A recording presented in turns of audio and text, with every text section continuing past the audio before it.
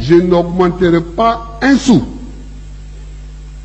sur le salaire de quiconque. Donc les gens peuvent se mettre en grève. S'ils se mettent en grève, les résultats qu'ils vont récolter, c'est seulement qu'ils n'auront pas leur salaire. Sujet numéro 3. Quand femme incapable s'improvise macroéconomiste. On aurait pu lui accorder un atome de crédit si seulement elle et son époux n'avaient pas eu à diriger cette Côte d'Ivoire avant le président docteur en économie. De leur gestion entre octobre 2000 et avril 2011, tous les Ivoiriens retiendront une seule chose. C'était le règne du désordre, de la barbarie comportementale et langagière, la promotion des viols, tueries de masse et surtout l'endoctrinement d'une jeunesse désœuvrée à la sauce du repli tribal version Banania. En cette année 2022, la prétendue femme capable, qui en réalité n'est capable que des vilaines choses dans la République, voudrait nous démontrer que le pays va mal, que les efforts du guide bâtisseur Alassane Dramane Ouattara relativement à l'économie n'ont aucun avantage dans la vie de nos populations. Cette femme incapable en grand caractère fait semblant d'ignorer. Alassane Ouattara vient de faire des augmentations salariales que notre pays n'avait jamais connues depuis 1960. Si femme incapable en grand caractère n'a que faire de la macroéconomique, de la croissance à multiples chiffres et tous les autres qu'elle estime être des blablabla pour enfariner le peuple, en tout cas, depuis fin août 2022, nos fonctionnaires mangent la macroéconomique qui se voit aisément sur leur fiche de paie. Pour cette femme incapable en grand caractère, la macroéconomie serait comme du macaroni qu'elle veut manger sur le champ. Elle ne sait pas qu'il faut d'abord une intelligence pour créer un environnement économique favorable, puis savoir là où il faut investir et enfin procéder à la redistribution des richesses générées. En somme, ici on parle de méthode quoi.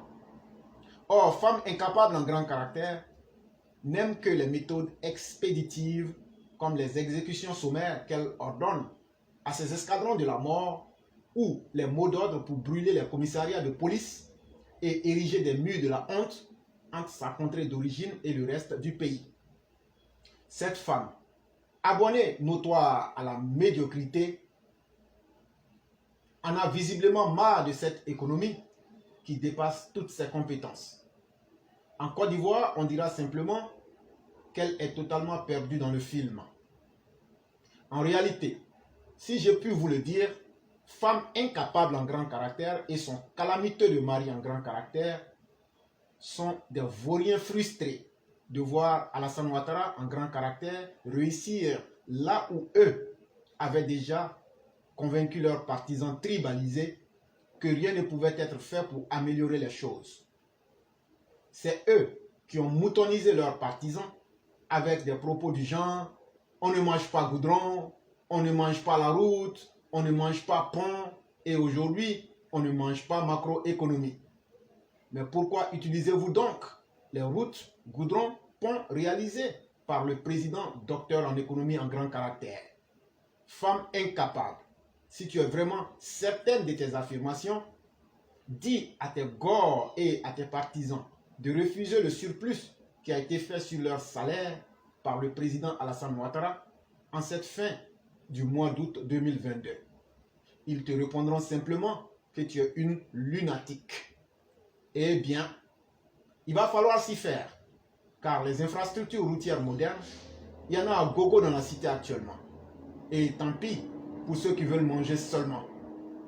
L'inversion des valeurs que vous voulez imposer aux Ivoiriens grâce à vos propos manipulateurs ne va plus prospérer, chers messieurs et madame les incapables en grand caractère. Quand ce couple improductif vient à donner des leçons à Alassane Ouattara, l'épitome même des sciences économiques, c'est à croire que Satan se permettent de donner des leçons au bon Dieu quant au savoir-vivre.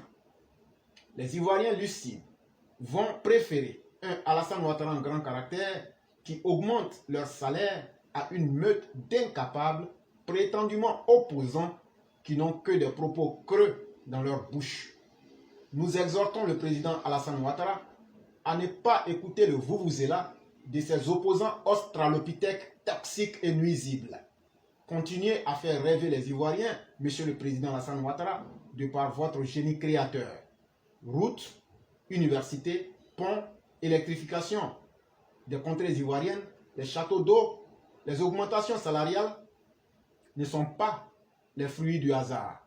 Il faut un économiste très bien aiguisé comme vous, Alassane Draman Ouattara, afin de faire travailler l'argent, puis matérialiser cela en des faits concrets dont bénéficient tous les Ivoiriens depuis votre arrivée au pouvoir d'État en avril 2011. Source éclaireur pro vérité. J'ai le plaisir de vous annoncer les décisions que nous avons arrêtées en faveur des fonctionnaires. Premièrement, l'extension du bénéfice de l'indemnité contributive au logement à l'ensemble des fonctionnaires et agents de l'État, car environ un tiers des agents n'en bénéficient pas actuellement. Deuxièmement, la révalorisation de 20 000 francs CFA par mois de l'indemnité contributive au logement pour l'ensemble des fonctionnaires et agents de l'État, y compris, bien sûr, les forces de défense et de sécurité. Cette indemnité était restée inchangée depuis 1993 pour les fonctionnaires civils. Troisièmement, la révalorisation de la prime mensuelle de transport restée inchangée depuis 2008. Quatrièmement, la révalorisation pour la première fois depuis 1960 de l'allocation familiale qui passe de 2 500 francs CFA à 7 500 francs CFA par mois et par enfant, selon les modalités d'application habituelles, pour tous les fonctionnaires et agents de l'État, y compris les forces de défense et de sécurité. Cinquièmement, l'instauration d'une prime exceptionnelle de fin d'année représentant un tiers du salaire mensuel indiciaire de base du mois de décembre qui sera payé au début du mois de janvier suivant pour tous les fonctionnaires et agents de l'État, y compris les forces de défense et de sécurité. Et enfin, j'ai décidé de prendre également des mesures pour nos retraités.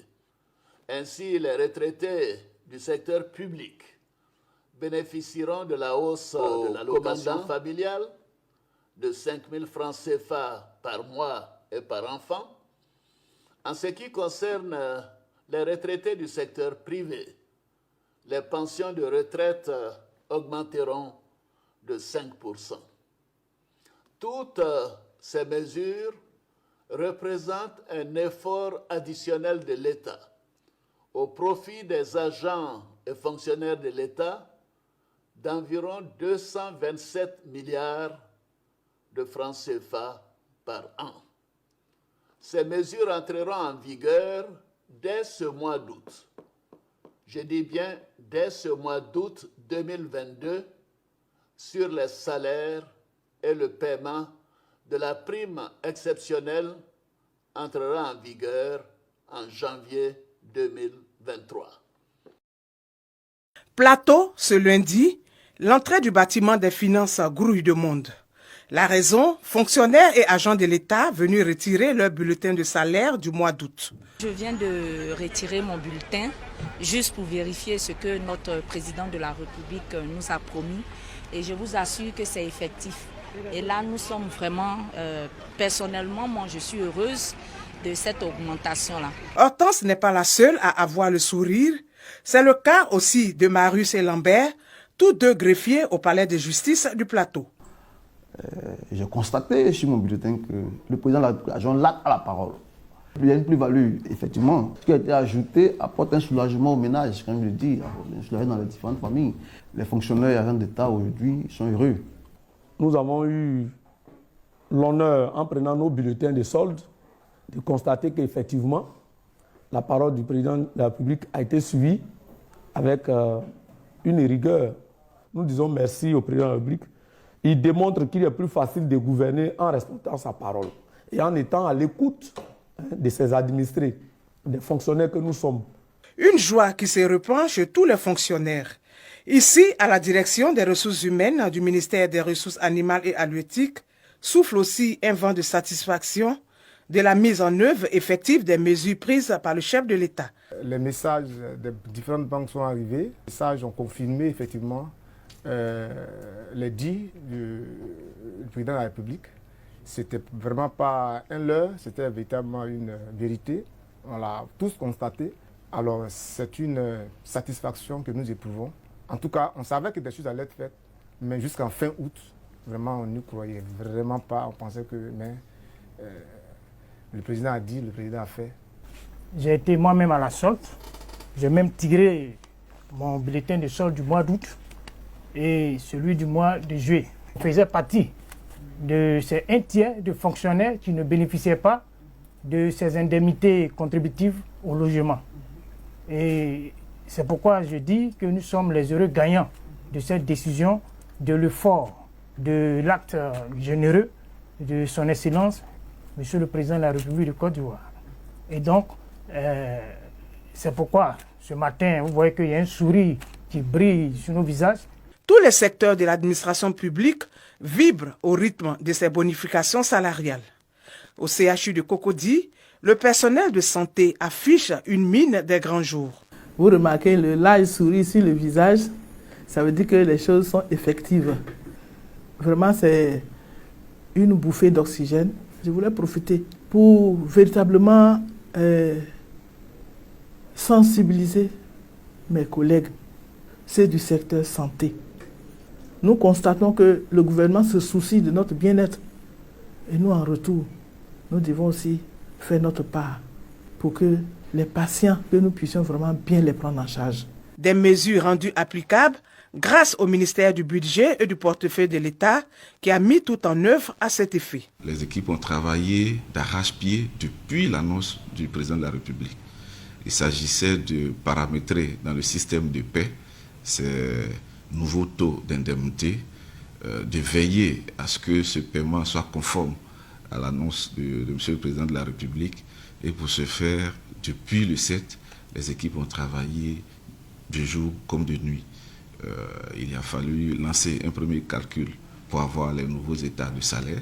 Par la suite, des contrôles manuels ont été effectués.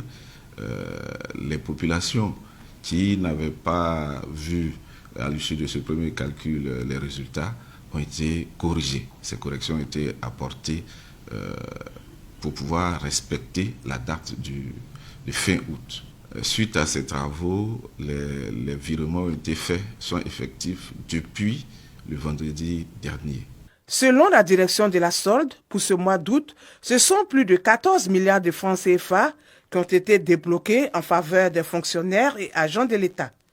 Un démarrage effectif de la mise en œuvre de ces mesures qui ouvre la voie à toutes les parties prenantes au respect des engagements pris à la signature de la nouvelle trêve sociale. Globalement, ces décisions concernent plus de 250 000 en ce qui concerne les fonctionnaires régis par le statut général et gérés directement par le ministère de la fonction publique. C'est plus de 250 000 personnes. Et à cela, il faut ajouter, conformément donc aux instructions du chef de l'État, les personnes qui sont appelées nos forces de défense et de sécurité, donc les policiers, les militaires, les gendarmes, qui sont également impactés par la mesure. Donc aujourd'hui, globalement, nous sommes à plus de 300 000 personnes, fonctionnaires et agents de l'État, qui ont été effectivement impactés positivement par les mesures qui ont été annoncées par le chef de l'État. Ce qui reste à faire pour les fonctionnaires, en tout cas tous les bénéficiaires donc, de ces mesures, c'est un engagement fort à remettre le service public au centre de leur action, à remettre la qualité du service rendu aux citoyens au centre de l'action. Il n'est plus question que le fonctionnaire se complaise dans du misérabilisme et qu'il fasse preuve de laxisme ou d'absence de conscience professionnelle à son poste de travail. C'est le 6 août dernier que le président de la République, Alassane Ouattara, a pris la décision de revaloriser, entre autres, les indemnités de logement et de transport et d'instaurer une prime exceptionnelle de fin d'année, baptisée par les fonctionnaires Prime Ado.